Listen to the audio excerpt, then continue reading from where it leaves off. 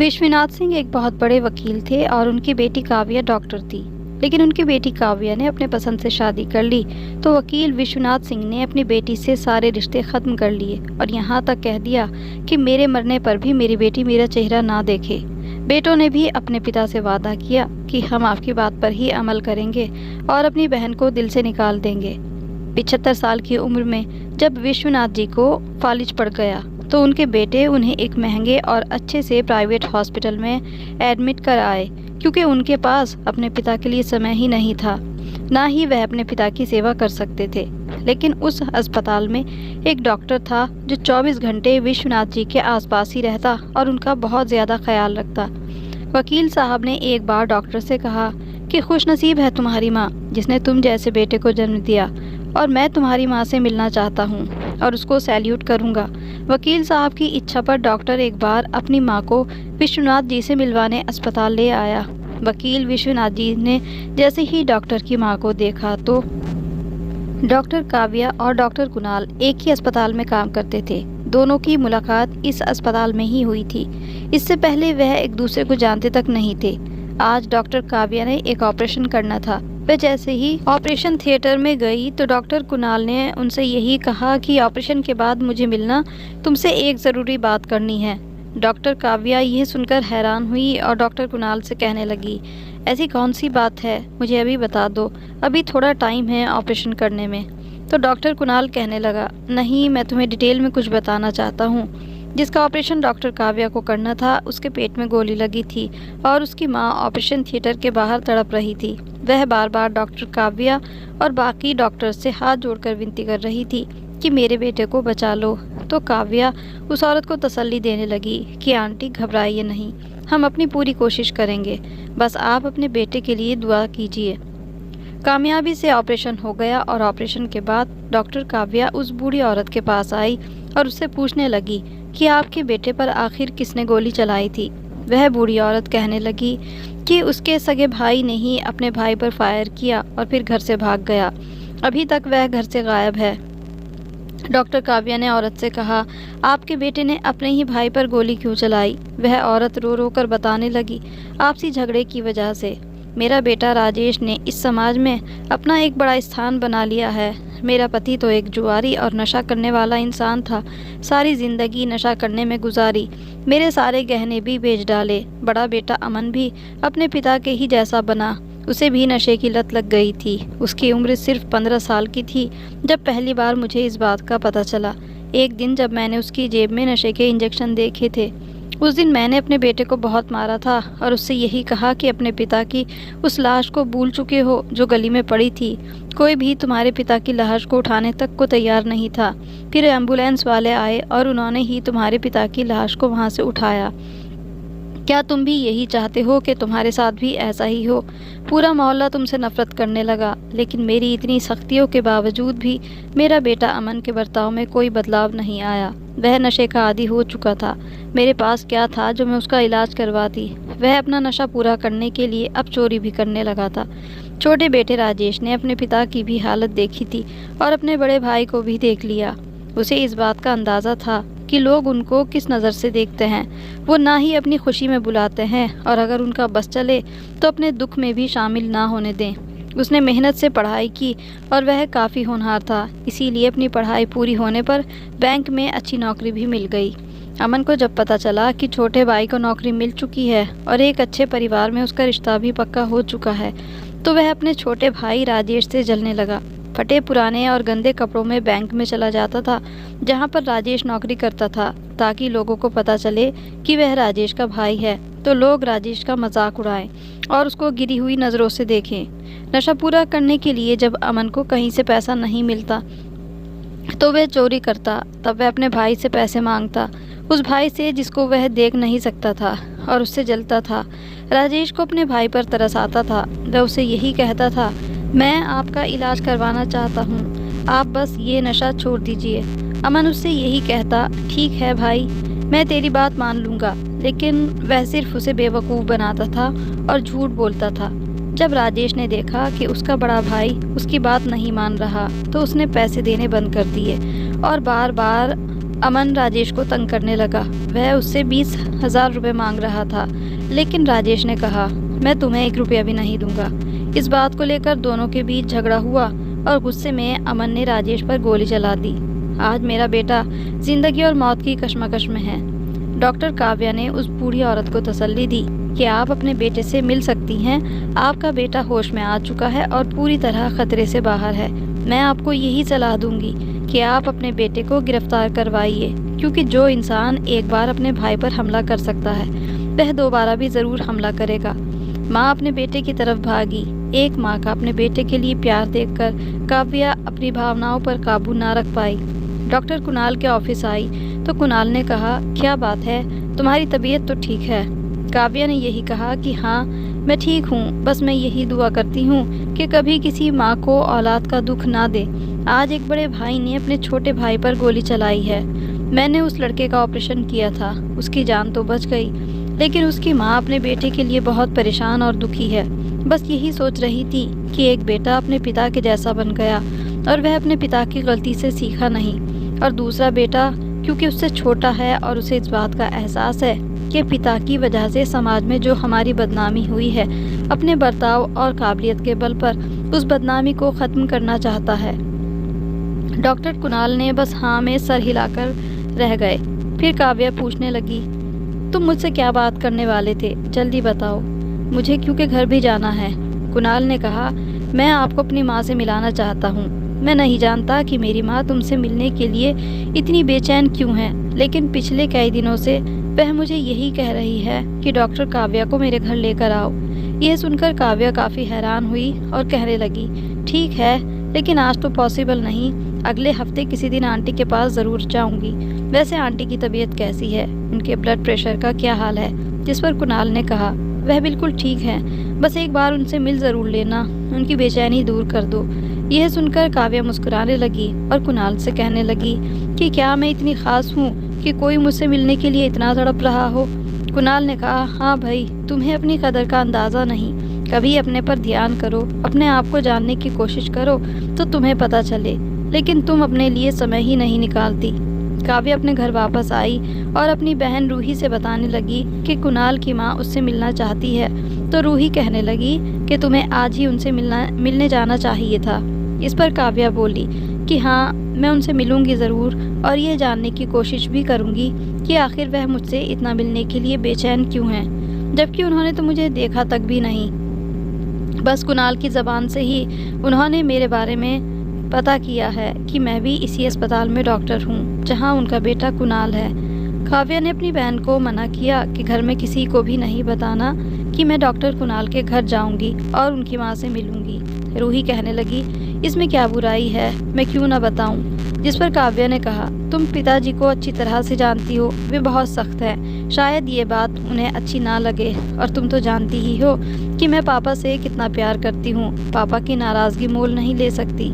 रूही अपनी बहन से बोली कि तो ठीक है, मैं किसी को नहीं बताऊंगी। अगले दिन काव्या जैसे ही हॉस्पिटल गई तो कुणाल ने दोबारा उसे यही कहा कि मम्मी आपसे मिलना चाहती हैं। काव्या ने कहा, ठीक है, आज ब्रेक टाइम में हम आंटी जी से ज़रूर मिलेंगे। कुणाल अपनी गाड़ी में काव्या को बिठाकर अपनी माँ से मिलवाने ले गया। जैसे ही काव्या कुणाल के साथ उसके घर पहुंची तो कुणाल की माँ सरस्वती जी की नज़र काव्या पर पड़ी तो भागकर काव्या को अपने सीने से लगा लिया और रोने लगी। इस पर जहां काव्या हैरान थी, वहां डॉक्टर कुणाल की हैरानी भी बहुत ज़्यादा बढ़ी हुई थी। सरस्वती जी काव्या को प्यार कर रही थी, साथ साथ यह भी कह रही थी कि तुझे देखने के लिए, तुझसे मिलने के लिए मैंने बहुत इंतज़ार किया, एक लंबा इंतज़ार। काव्या का मुंह खुला का खुला रह गया, जबकि कुणाल अपनी माँ से पूछ रहा था कि माँ, क्या आप काव्या को जानती हैं? जिस पर सरस्वती ने कहा, क्या कोई अपने खून को पहचानेगा नहीं? यह मेरी भतीजी है, मेरे भाई विश्वनाथ सिंह की बेटी काव्या। काव्या ने जैसे ही ये बात सुनी तो उसके रोंगटे खड़े हो गए। उसे अपने कानों पर यकीन नहीं आ रहा था। वह सरस्वती जी से पूछने लगी, आप मेरी बुआ हैं, ऐसा कैसे हो सकता है? पिताजी ने तो हमें बताया था कि हमारी बुआ की मौत हो चुकी है। उस समय मैं बहुत छोटी थी। सरस्वती जी ने एक बार फिर काव्या को गले से लगा लिया और कहा, हाँ, उस समय तुम बहुत छोटी थी और भाई के लिए तो मैं मर ही चुकी थी, क्योंकि भाई ने मुझे पूरे ख़ानदान से ही छुड़वा दिया था। पिछले 25 साल जैसे मैंने गुजारे हैं ये मैं ही जानती हूँ बेटी, और मेरी गलती यही थी कि मैंने अपने पति के लिए भाई साहब से अपना हक मांगा था। विश्वनाथ भाई तो मुझे जानते ही थे कि मैं उनकी कैसी बहन थी। मैंने तो कभी भाई से जायदाद के लिए कोई डिमांड नहीं की थी, बल्कि मैं तो इस तरह की कोई मांग भी अपने लिए मौत समझती थी। लेकिन हालात ही कुछ ऐसे थे, एक तरफ मेरा भाई था, दूसरी तरफ मेरा पति, जिनका कारोबार हर दिन डूबता चला गया था। मेरे पति के दोस्त ने ही उनसे धोखा किया, सारा कारोबार बर्बाद करके अमेरिका भाग गया था। मेरे पति दिमागी तौर पर बीमार हो गए थे। मैं अपने पति को उन हालात में नहीं देख सकती थी। भाई साहब के पास आई और अपने पति के हालात बताए, जबकि मेरे पति ने मेरे सामने इस तरह की कोई बात नहीं की थी कि मैं अपने भाई के पास जाऊं। मेरे हालात ख़राब हैं, जायदाद में से अपना हिस्से की डिमांड करूं। लेकिन जब मैं भाई साहब के पास आई और ये बताया कि मेरे पति के दोस्त ने उनके साथ धोखा किया है, उनका सारा बिजनेस तहस नहस हो चुका है, मैं अपने पति की मदद करना चाहती हूँ, मुझे आप जायदाद में से मेरा हिस्सा दे दीजिए। आप चाहे तो ज़मीन की कीमत मुझे दे दें या फिर ज़मीन मेरे नाम कर दें। विश्वनाथ भाई ने मुझे सिर्फ इतना कहा था कि अगर तुम जायदाद में से अपना हिस्सा मांगती हो तो एक बात याद रखना, मैं पूरे ख़ानदान से तुझे अलग कर दूंगा। ख़ानदान के किसी खुशी में तो क्या गम में भी शामिल नहीं होने पाएगी। मैंने भाई से कहा, भाई साहब अगर मेरी डिमांड गलत है तो मुझे बता दीजिए, और जो सज़ा देना चाहते हैं मुझे मंजूर है। चलिए मैं आपसे अपना हिस्सा नहीं मांगती, आप मेरे पति की माली मदद कर दीजिए, तब भी उनका काम चल जाएगा। मैं भी तैयार हो जाऊंगी इस बात पर। आप मेरे बड़े हैं, मेरे पिता की जगह है। लेकिन इस पर भी भाई साहब ने चिल्लाकर कहा कि अगर पिता की जगह समझती तो यूं बेशर्मों की तरह अपना हक ना मांगती। आखिर तूने अपना सौतेलापन दिखा ही दिया। भाई साहब की ये बात सुनकर मुझे बहुत दुख हुआ था। मैं विश्वनाथ भाई की सौतेली माँ की औलाद थी, लेकिन हमारे पिता तो एक ही थे, और मैंने कभी भी ऐसा महसूस नहीं किया था कि हम भाई बहनों में कोई सौतेलापन है। हम हमेशा सगे भाई बहनों की तरह ही रहे थे, इसीलिए जायदाद में मेरा भी हिस्सा बैठता था। मुझे भाई साहब की सोच पर बहुत दुख हुआ था कि अगर एक बहन अपना हक मांग रही थी तो वह बेशर्म है। भाई साहब तो खुद एक वकील थे, माहिर वकील, कानून जानते थे, सब जानते थे कि मेरी बहन की डिमांड ठीक है या गलत। वह अभी तक एक केस भी हारे नहीं थे, हमेशा जीत जाते थे। और जब मैंने जायदाद में से हिस्से की डिमांड की तो शायद भाई साहब ये समझ रहे थे कि मैं भी उनसे मुकाबला करना चाहती हूँ। विश्वनाथ भाई ने मुझे भी हरा दिया। जायदाद में हिस्सा तो दिया, लेकिन फिर सारे रिश्ते तोड़ दिए। मैं वह बदनसीब थी जो अपनी माँ की मौत पर भी अपनी माँ को नहीं देख पाई। मेरे पति को जब पता चला कि भाई साहब ने मुझसे सारे रिश्ते ख़त्म कर दिए हैं और ख़ानदान वालों को भी मुझसे मिलने से रोक दिया है, तो मेरे पति मुझे बार बार यही कह रहे थे कि अपनों से दूरी इतनी आसान नहीं, तुम खून के रिश्तों से कैसे अलग हो सकती हो। मैं जैसे तैसे गुजारा कर लूँगा, तुम अपना हिस्सा भाई साहब को वापस कर दो। लेकिन मैंने अपने पति से यही कहा कि मैं अपने भाई को अच्छी तरह जानती हूँ। एक बार किसी को जब वह दिल से निकाल देते हैं फिर दिल में जगह नहीं देते, और मैं चाहे लाख कोशिश करूँ, भाई साहब मुझे कभी माफ़ नहीं करेंगे, ना ही अपने घर में आने की अनुमति देंगे। ये कहते हुए सरस्वती जी ने काव्या के सर पर हाथ फेरा और कहा कि तू मुझसे बहुत लगाव रखती थी, यहाँ तक कि शादी के बाद भी तू मेरे पास ही रहती थी।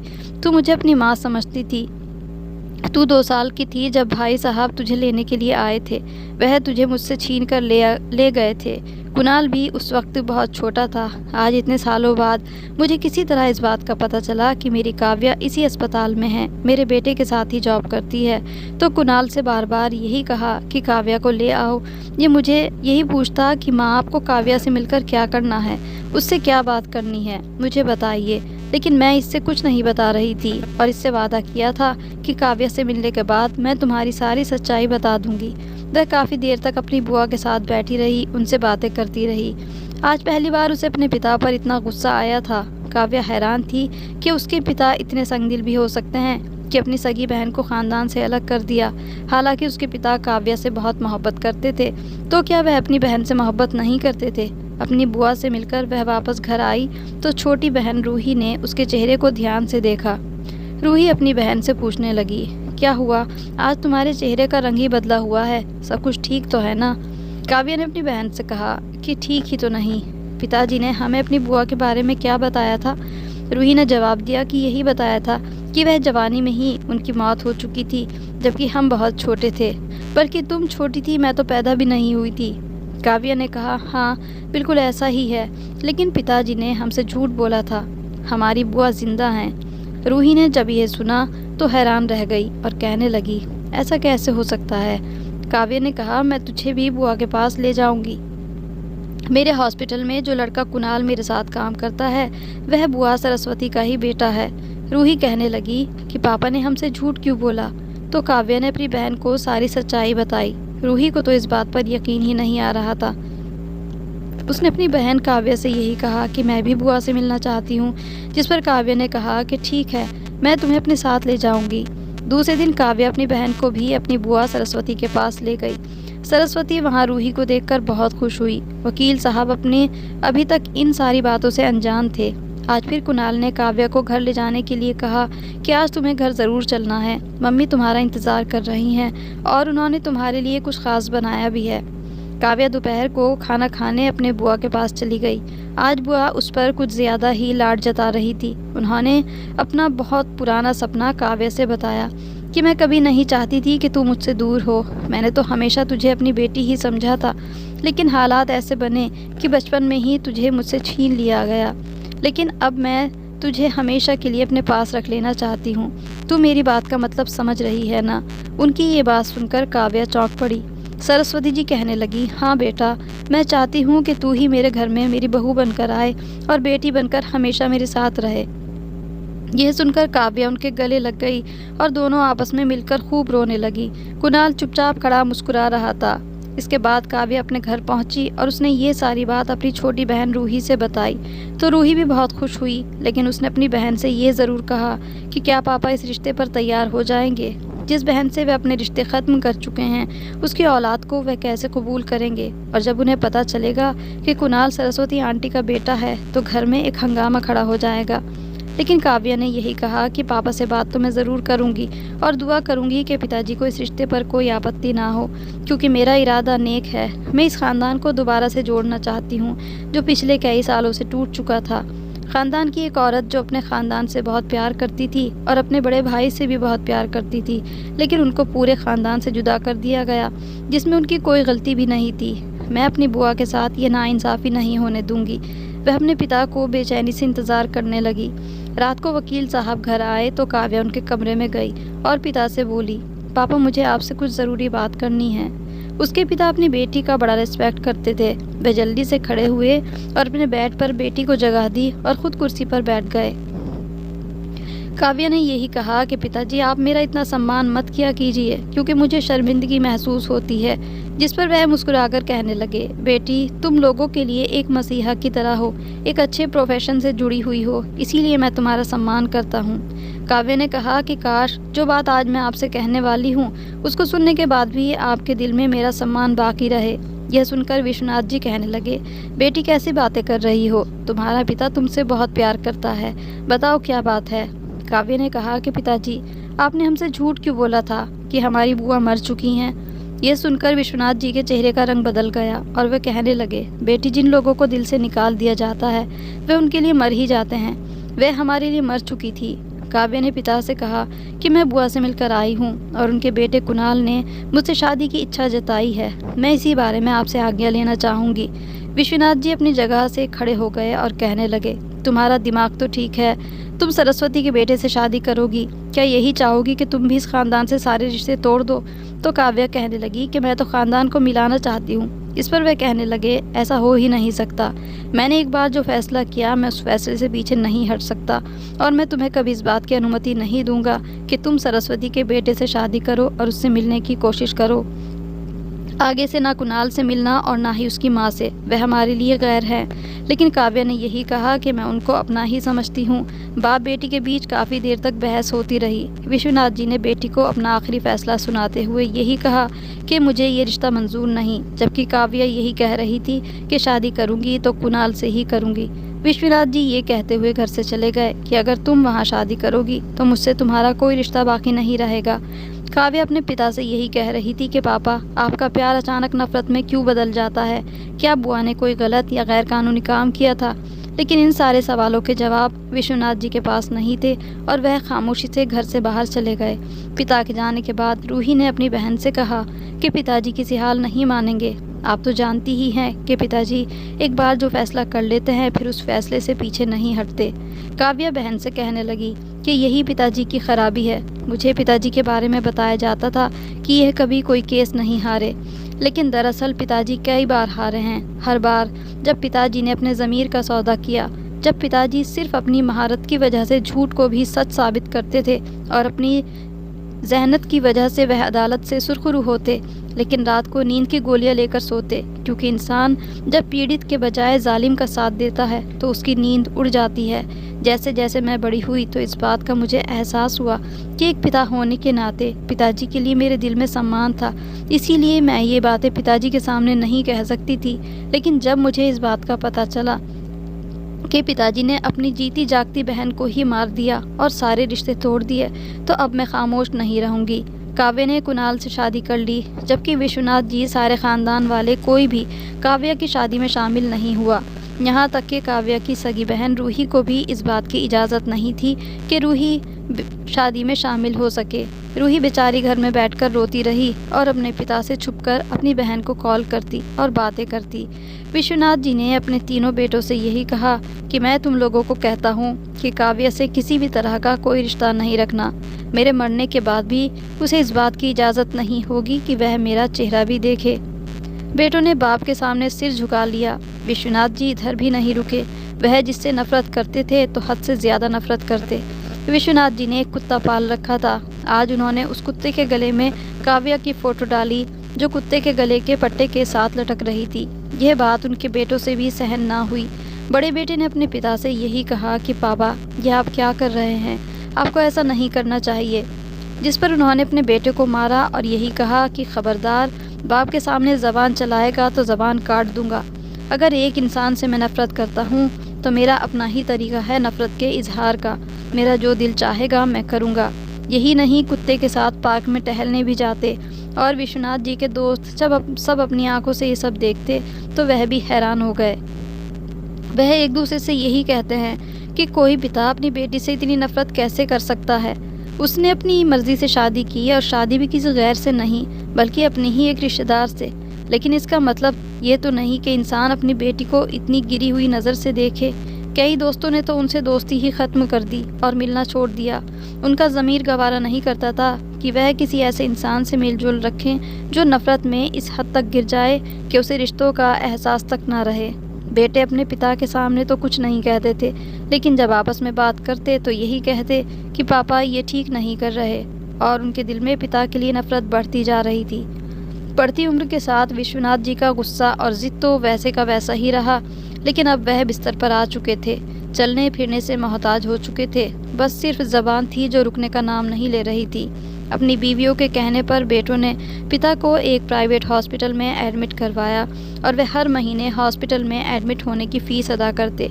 शुरू में तो वह पिता से मिलने जाते, लेकिन फिर मिलना भी छोड़ दिया, जबकि उस अस्पताल में एक डॉक्टर 24 घंटे उनकी सेवा में लगा रहता, उसका बहुत ख्याल रखता। विश्वनाथ जी उस डॉक्टर के बर्ताव से इतना ज़्यादा इम्प्रेस हुए और कहने लगे और ये कहने पर मजबूर हो गए कि काश तू मेरा बेटा होता, और खुशकिस्मत है तुम्हारी माँ जिसने तुम जैसे बेटे को जन्म दिया। वह नसीबों वाली होगी, जबकि मेरे बेटे तो नालायक निकले।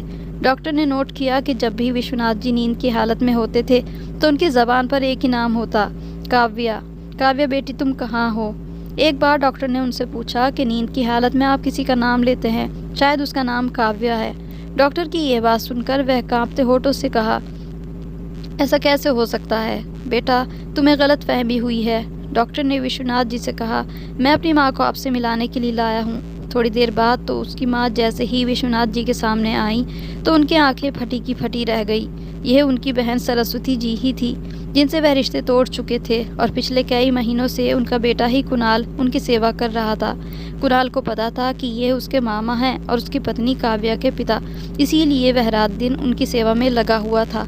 कांपते हुए हाथों से विश्वनाथ जी ने अपनी बहन से माफ़ी मांगी। 60 साल की जुदाई के बाद बहन भाई आपस में मिल रहे थे और रो रहे थे। जिसने भी मंजर अपनी आंखों से देखा, अपनी भावनाओं पर काबू नहीं रख पाया, जबकि सरस्वती जी अपने भाई से लिपट कर रोने लगी। फिर उन्होंने ये भी कहा कि कोई और भी है जो आपसे मिलना चाहता है। काव्या धीरे धीरे चलते हुए अपने पिता के सामने आई और अपने पिता के पैरों में आकर बैठ गई तो विश्वनाथ जी ने उसे अपने सीने से लगा लिया। बाप बेटी फूट फूट कर रो रहे थे। विश्वनाथ जी को आज एहसास हो गया था कि रिश्तों से बढ़कर कोई दौलत नहीं होती। ज़िंदगी में उसूल और शर्तें ज़रूरी हैं, पर वे मोहब्बत से बढ़कर नहीं होती। आज बरसों बाद एक टूटा हुआ ख़ानदान फिर से एक हो गया था। ये सरस्वती जी की अच्छी परवरिश थी जिसने कुणाल को इस काबिल बनाया कि वह अपने मामा का दिल जीतने में कामयाब हो गया था। तो ये थी हमारी आज की कहानी अच्छी लगी हो तो इसको लाइक ज़रूर कीजिए, शेयर ज़रूर कीजिए और हमें इसके बारे में कमेंट भी ज़रूर कीजिएगा। मेरे चैनल पर नए हैं तो इसको सब्सक्राइब करना बिल्कुल भी ना भूलें। तब तक के लिए goodbye and thanks for watching.